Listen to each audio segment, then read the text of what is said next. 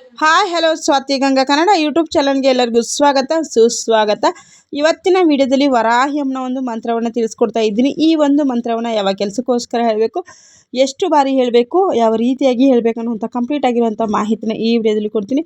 Video ಇಷ್ಟ ಆಗ್ತಾ ಇದ್ದರೆ ಲೈಕ್, ಶೇರ್, ಕಮೆಂಟ್, ಸಬ್ಸ್ಕ್ರೈಬ್ ಮಾಡಿಕೊಂಡು ಸ್ವಾತಿ ಗಂಗಾ ಕನ್ನಡ ಯೂಟ್ಯೂಬ್ ಚಾನಲ್ಗೆ ಎಲ್ಲರೂ ಸಪೋರ್ಟ್ ಮಾಡಿ ಅಂತ ಕೇಳ್ಕೊಳ್ತೀನಿ. ಬನ್ನಿ, ಇವತ್ತು ಶುಕ್ರವಾರ ಇದೆ. ಶುಕ್ರವಾರದ ಜೊತೆಯಲ್ಲಿ ಅಮಾವಾಸ್ಯೆ ಕೂಡ ಇದೆ. ತಪ್ಪದಿರ ಈ ಒಂದು ಮಂತ್ರವನ್ನು ಹೇಳ್ಕೊಳ್ಳೋದ್ರಿಂದ ನಿಮಗೆ ತುಂಬ ಅಂದರೆ ತುಂಬ ಒಳ್ಳೆಯ ಫಲಗಳನ್ನುವಂಥದ್ದು ಸಿಗುತ್ತೆ. ಅತಿ ಶೀಘ್ರವಾಗಿರುವಂಥ ಫಲಗಳನ್ನುವಂಥದ್ದು ಸಿಗುತ್ತೆ. ಈ ಒಂದು ಮಂತ್ರವನ್ನು ನೀವು ಗುಪ್ತವಾಗಿ ಹೇಳ್ಕೊಳ್ಬೇಕಾಗತ್ತೆ. ಯಾರ ಜೊತೆಗೂ ಈ ಮಂತ್ರವನ್ನು ಚರ್ಚೆಯನ್ನು ಮಾಡೋ ಹಾಗಿಲ್ಲ. ಮತ್ತು ತುಂಬ ಜನ ವರಾಹಿ ಅಮ್ಮನ ಫೋಟೋ ಇಟ್ಕೋಬೇಕಾ ಅಂತ ಕೇಳ್ತಾ ಇದ್ದರೆ, ಖಂಡಿತವಾಗ್ಲೂ ವರಾಹಿ ಅಮ್ಮನ ಫೋಟೋನ ಇಟ್ಕೊಳ್ಳಿ, ವಿಗ್ರಹವನ್ನು ಇಟ್ಕೊಳ್ಳಿ. ನೀವು ಮನೆಯಲ್ಲಿ ದೀಪದಲ್ಲಿ ಕೂಡ ಆಹ್ವಾನ ಮಾಡಿ ಪೂಜೆಯನ್ನು ಮಾಡಬಹುದು. ತಾಯಿಯ ರೂಪವನ್ನು ಸಹ ನೀವು ಇಟ್ಟು ಪೂಜೆಯನ್ನು ಮಾಡಬಹುದು. ತಾಯಿ ಒಂದು ಫೋಟೋವನ್ನು ಇಟ್ಟು ಸಹ ನೀವು ಪೂಜೆಯನ್ನು ಮಾಡಬಹುದು. ಇವತ್ತು ವಿಶೇಷವಾಗಿ ಅಮಾವಾಸ್ಯೆ ಆಗಿರೋದ್ರಿಂದ ಖಂಡಿತವಾಗ್ಲೂ 7 ಗಂಟೆಗೆ ನೀವು ತಾಯಿಯನ್ನು ನೆನಪು ಮಾಡಿಕೊಂಡು ನಿಮ್ಮ ಮನೆಗಳಲ್ಲಿ ತುಪ್ಪದ ದೀಪವನ್ನು ಹಚ್ಚೋದು ತುಂಬ ಅಂದರೆ ತುಂಬ ಒಳ್ಳೆಯದು.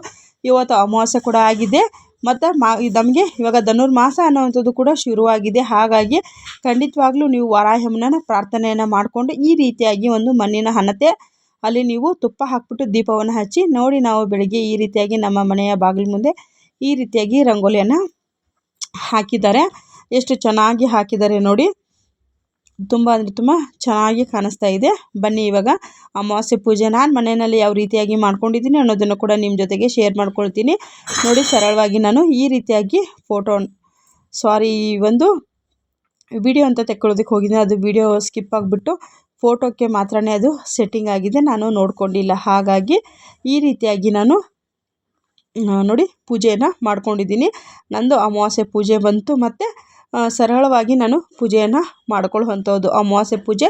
ಮತ್ತು ಇವತ್ತು ಶುಕ್ರವಾರ ಆಗಿರೋದ್ರಿಂದ ನಾನು ಇನ್ನೂ ಸಂಜೆ ಪೂಜೆಯನ್ನು ಇನ್ನೂ ಮಾಡಿಲ್ಲ. ಇದು ಬೆಳಗಿನ ಜಾವದ ಪೂಜೆ. ತಾಯಿ ವರಾಹಿ ಅಮ್ಮನಿಗೆ ಧೂಪ ಅನ್ನುವಂಥದ್ದು ತುಂಬ ಅಂದರೆ ತುಂಬ ವಿಶೇಷವಾಗಿರುವಂಥ ಒಂದು ತಾಯಿ ತುಂಬಾ ಇಷ್ಟವನ್ನು ಪಡುವಂಥದ್ದು ಧೂಪ. ಖಂಡಿತವಾಗ್ಲೂ ಅಮಾವಾಸ್ಯೆ ಪೌರ್ಣಮಿ ಸಂದರ್ಭಗಳಲ್ಲಿ ನಿಮ್ಮ ಮನೆಗೆ ಧೂಪ ಹಾಕೋದನ್ನು ಮರೆಯೋದಕ್ಕೆ ಹೋಗಬೇಡಿ. ಸಾಂಬ್ರಾಣಿ ಅಂತ ಏನಕ್ಕೆ ಹೇಳ್ತೀರಲ್ವ, ಅದು ಸಾಂಬ್ರಾಣಿ ಅನ್ನ ಹಾಕೋದು ಯಾವುದೇ ಕಾರಣಕ್ಕೂ ಮರೆಯೋದಕ್ಕೆ ಹೋಗಬೇಡಿ. ನಾನು ಈ ರೀತಿಯಾಗಿ ನಮ್ಮ ಮನೆಯಲ್ಲಿ ಅಷ್ಟಲಕ್ಷ್ಮಿ ದೀಪ ಅನ್ನೋದಿದೆ. ಏನು ದೀಪ ಅಂತಾರೆ ನೋಡಿ, ನಾನು ಇಲ್ಲಿ ತೋರಿಸ್ತೀನಿ. ಈ ಒಂದು ದೀಪದಲ್ಲಿನೇ ನಾನು ತಾಯಿ ವರಾಹಿ ಅಮ್ಮನ ಆವಾಹನೆಯನ್ನು ಮಾಡಿಬಿಟ್ಟು ಈ ಪ್ರತ್ಯೇಕವಾಗಿರುವಂಥ ಅಖಂಡ ದೀಪಕ್ಕೆ ನಾನು ತಾಯಿ ವರಾಹಿ ಅಮ್ಮನಿಗೆ ಪೂಜೆಯನ್ನು ಸಲ್ಲಿಸ್ಕೊಳ್ಳುವಂಥದ್ದು. ನಾನಿಲ್ಲಿ ಯಾವುದೇ ರೀತಿಯಾಗಿ ವರಾಹಿ ಅಮ್ಮನ ಫೋಟೋ ವಿಗ್ರಹವನ್ನು ಇಟ್ಕೊಂಡಿಲ್ಲ. ಮುಂದಿನ ದಿನಮಾನಗಳಲ್ಲಿ ವರಾಹಿ ಅಮ್ಮನ ಫೋಟೋ ತರಬೇಕು ಅಂತ ಇದ್ದೀನಿ. ಆದರೆ ಇಲ್ಲಿ ನನಗೆ ದೇವ್ರ ಮನೆಯಲ್ಲಿ ಪ್ಲೇಸ್ ಅನ್ನೋವಂಥದ್ದು ಸಾಕಾಗ್ತಾ ಇಲ್ಲ, ಎಲ್ಲಿ ಇಡಬೇಕು ಅನ್ನೋದು ಕೂಡ ಅದನ್ನು ಗೊತ್ತಾಗ್ತಾ ಇಲ್ಲ. ಹಾಗಾಗಿ ನಾನು ಈ ಒಂದು ಏನು ಇವಾಗ ಅಷ್ಟಲಕ್ಷ್ಮಿ ದೀಪ ಅಂತ ಏನು ನಾವು ಕರಿತೀವೋ ಇದನ್ನೇ ಸೆಂಟ್ರಲ್ಲಿ ಲಕ್ಷ್ಮೀ ಇದ್ದಾರೆ, ಆ ಕಡೆ ಈ ಕಡೆ ಆನೆಗಳಿದೆ, ಹಿಂದೆ ಕೂಡ ಪ್ರತಿಬಿಂಬ ಇದೆ, ಕಳಶದ ಪ್ರತಿಬಿಂಬ ಇದೆ. ಹಾಗಾಗಿ ನಾನು ಇಲ್ಲೇ ತಾಯಿಗೆ ನಾನು ಪ್ರತ್ಯೇಕವಾಗಿರುವಂಥ ಹೂವನ್ನು ಇಟ್ಟು ಪ್ರತ್ಯೇಕವಾಗಿ ಕೆಳಗಡೆ ರಂಗೋಲಿ ಹಾಕಿ ಆ ಒಂದು ಏನು ತಾಯಿಗೆ ದೀಪವನ್ನು ಇಡುವಂಥ ಸ್ಥಳವನ್ನು ಸಿದ್ಧತೆಯನ್ನು ಮಾಡ್ಕೊತೀನಿ. ಆವಾಗ ನಾನು ವರಾಹಿ ಅಮ್ಮನ ಮಂತ್ರಗಳನ್ನು ತುಂಬ ಅಂದರೆ ತುಂಬಾ ಹಾಕಿದ್ದೀನಿ ನನ್ನ ವಿಡಿಯೋಗಳಲ್ಲಿ. ನನಗೆ ಯಾವುದು ಆ ಒಂದು ಸಮಯಕ್ಕೆ ನನಗೇನು ಒಂದು ಪ್ರಾಬ್ಲಮ್ ಅನ್ನೋದಿರುತ್ತೆ, ಏನು ಒಂದು ಇರುತ್ತೋ ಅಷ್ಟು ದಿನಗಳಲ್ಲಿ ಕೂಡ ನನಗೆ ಪ್ರಾಬ್ಲಮ್ ಇಲ್ಲದಿರೋ ಮನುಷ್ಯನು ಈ ಒಂದು ಇದರಲ್ಲಿ ಎಲ್ಲಿದ್ದಾರೆ ಅಲ್ವಾ. ಹಾಗಾಗಿ ಪ್ರಾಬ್ಲಮ್ ಬಂದಿರುವಂಥ ಸಂದರ್ಭದಲ್ಲಿ ನಾನು ಕೂಡ ವರಾಹಿ ಅಮ್ಮನ ಈ ಒಂದು ದೀಪದ ಮುಂದೆಯೇ ಪ್ರಾರ್ಥನೆಯನ್ನು ಮಾಡಿಕೊಂಡು ಆ ಮಂತ್ರವನ್ನು ಉಚ್ಚರಿಸೋ ಅಂಥದ್ದು. ತಾಯಿಯನ್ನು ನಂಬಿದ್ರೆ ಸಾಕು, ತಾಯಿ ಯಾವುದೇ ಕಾರಣಕ್ಕೂ ನಮ್ಮನ್ನು ಕೈ ಬಿಡೋದಿಲ್ಲ. ತಾಯಿ ಅಭಯ ಹಸ್ತವನ್ನು ಖಂಡಿತವಾಗ್ಲೂ ನಮಗೆ ಚಾತಾರೆ ಅಂತಲೇ ಹೇಳ್ಬೋದು. ಹಾಗಾಗಿ ವರಾಹಿ ಅಮ್ಮನ ನಾನಂತೂ ತುಂಬ ಅಂದರೆ ತುಂಬ ನಂಬ್ತೀನಿ. ವರಾಹಿ ಅಮ್ಮನ ಇವತ್ತು ದೇವಸ್ಥಾನಕ್ಕೆ ಹೋಗಿದ್ವಿ. ಆದರೆ ಇವಾಗ ಮಾಘಶಿರ ಮಾಸ ಮತ್ತು ಓಂ ಶಕ್ತಿಯ ಮಾಲೆಗಳನ್ನು ಹಾಕುವಂಥವ್ರು ತುಂಬ ಜನ ಇದ್ದರು. ಅಲ್ಲಿ ವಿಡಿಯೋ ಮಾಡ್ಕೊಳ್ಳೋದಕ್ಕೆ ನನಗೆ ಆಸ್ಪದ ಅನ್ನೋವಂಥದ್ದು ಆಗಲಿಲ್ಲ.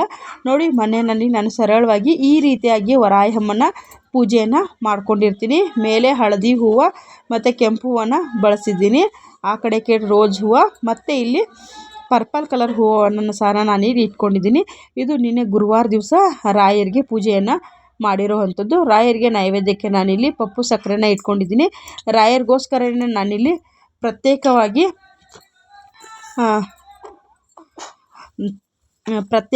ಈ ಥರ ಪಪ್ಪು ಸಕ್ಕರೆಯನ್ನು ಸಹ ನಾನು ಇಟ್ಕೊಂಡಿದ್ದೀನಿ.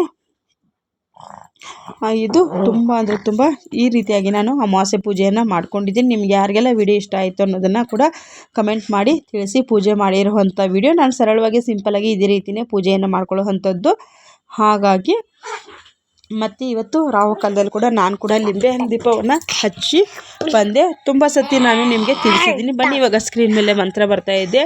ಶ್ರೀ ನರ್ಪವಿ ಇಳ ನರ್ಪವಿ, ಶ್ರೀ ನರ್ಪವಿ ಇಳ ನರ್ಪವಿ, ಶ್ರೀ ನರ್ಪವಿ ಇಳ ನರ್ಪವಿ. ಈ ಒಂದು ಬೀಜಾಕ್ಷರಿಯ ಮಂತ್ರವನ್ನು ನೀವು ಗುಪ್ತವಾಗಿ ಅಮಾವಾಸ್ಯೆಯ ರಾತ್ರಿ ಮತ್ತು ಶುಕ್ರವಾರ ಕೂಡ ಆಗಿದೆ, ಖಂಡಿತವಾಗ್ಲೂ ಯಾರು ಕೂಡ ಮಿಸ್ ಮಾಡೋದಕ್ಕೆ ಹೋಗಬೇಡಿ. ನಿಮಗೆ ಎಂಥದ್ದೇ ಒಂದು ಕಠಿಣ ಸಮಸ್ಯೆ ಇದ್ರೂ ಕೂಡ ಇದನ್ನು ರಾತ್ರಿ ಮಲಗೋದಕ್ಕೆ ಮುನ್ನ ಈ ಒಂದು ಮಂತ್ರವನ್ನು ನೀವು ಗುಪ್ತವಾಗಿ ಹೇಳ್ಕೊಳ್ಬೇಕಾಗುತ್ತೆ. ಕೇವಲ 3 ದಿನದಲ್ಲಿ ನಿಮ್ಮದು ಕೆಲಸ ಅನ್ನೋವಂಥದ್ದು ಆಗುತ್ತೆ. ವರಾಹಮ್ಮನ್ನು ನಂಬಿದ್ರೆ ತಾಯಿ ಯಾವುದೇ ಕಾರಣಕ್ಕೂ ನಿಮ್ಮನ್ನು ಕೈ ಬಿಡೋದಿಲ್ಲ.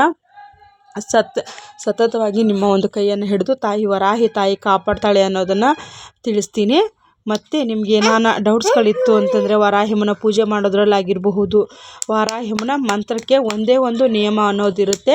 ಮಾಂಸಾಹಾರವನ್ನು ಸೇವಿಸಿ ತಾಯಿಯ ಮಂತ್ರವನ್ನು ಉಚ್ಚಾರಣೆಯನ್ನು ಮಾಡಬಾರ್ದು. ಹಾಗಾಗಿ ತಾಯಿ ಬಂದು ಉಗ್ರ ರೂಪ ಆದರೂ ಕೂಡ ತಾಯಿ ಬಂದು ಶಾಕಾಹಾರಿ. ಹಾಗಾಗಿ ಮಾಂಸವನ್ನು ಸೇವನೆಯನ್ನು ಮಾಡಿ ತಾಯಿಯ ಒಂದು ಮಂತ್ರವನ್ನು ಹೇಳಬಾರ್ದು. ಮತ್ತು ಇನ್ನೊಂದು ಏನಪ್ಪ ಅಂತಂದರೆ ತಾಯಿಗೆ ಹೆಣ್ಣುಮಕ್ಕಳು ಮಾಸಿಕ ಅವರು 5 ದಿನಗಳ ಕಾಲ ಯಾವುದೇ ರೀತಿಯಾಗಿ ಈ ಒಂದು ಮಂತ್ರದ ಉಚ್ಚಾರಣೆಯನ್ನು ಮಾಡ್ಕೊಳ್ಬಾರ್ದು.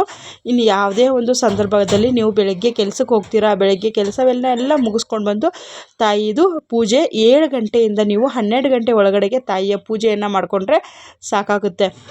ನಾವು ಬೆಳಗ್ಗೆನೇ ಮಾಡಬೇಕನ್ನೋ ಅಂತಿದ್ದಿಲ್ಲ. ತಾಯಿದು ಬೆಳಗ್ಗೆ ಸೂರ್ಯೋದಯಕ್ಕೆ ಮುನ್ನವೇ ಪೂಜೆಯನ್ನು ಮುಗಿಸ್ಕೊಂಡು ಬಿಡಬೇಕು ತಾಯಿಯ. ಮತ್ತು ಇನ್ನು ಸಂಜೆ ಪೂಜೆ ಒಂದು ಸೂರ್ಯಾಸ್ತ ಆದ ನಂತರದಲ್ಲಿ ತಾಯಿಯನ್ನು ಪೂಜೆಯನ್ನು ಮಾಡಬೇಕು. ತಾಯಿ ರಾತ್ರಿ ವೇಳೆಯಲ್ಲಿ ಲೋಕವನ್ನೆಲ್ಲ ಒಂದು ಕಾಪಾಡುವಂಥ ಒಂದು ಕಾಯುವಂಥ ಕೆಲಸವನ್ನು ತಾಯಿ ಮಾಡುವಂಥದ್ದು. ಹಾಗಾಗಿ ನಮ್ಮದು ತಾಯಿ ಭೂಮಿಗೆ ಅಧಿದೇವತೆ ತಾಯಿ. ಮತ್ತು ನಮಗೆ ದನ ಕನಕ ತಾಯಿಯನ್ನು ನಂಬಿದ್ರೆ ತುಂಬ ಅಂದರೆ ತುಂಬ ಅತಿ ಶೀಘ್ರವಾಗಿ ತಾಯಿ ಫಲಗಳನ್ನು ಕೊಡ್ತಾಳೆ. ತಾಯಿಯ ಅಭಯ ಮುದ್ರೆ ಆಗಿರ್ಬೋದು, ತಾಯಿಯ ಒಂದು 10 ಕೈಗಳಲ್ಲೂ ಕೂಡ ತಾಯಿಗೆ 12 ಕೈಗಳು ಕೂಡ ಇದೆ ನೋಡಿ ನೀವು. ಈ ರೀತಿಯಾಗಿ ತಾಯಿ ಲೋಕಕ್ಕೆ ವಿಜಯವನ್ನು ತಂದುಕೊಟ್ಟ ವರಾಹಿ ತಾಯಿ ಅಂತಲೇ ಹೇಳಬಹುದು. ಮತ್ತು ತಾಯಿಯನ್ನು ನಂಬಿ ಖಂಡಿತವಾಗ್ಲೂ ವಾರಾಹಿ ನಿಮಗೆ ಒಳ್ಳೆಯದನ್ನು ಮಾಡ್ತಾಳೆ. ವಿಡಿಯೋ ಇಷ್ಟ ಆದರೆ like, share, comment, subscribe. Thank you for watching.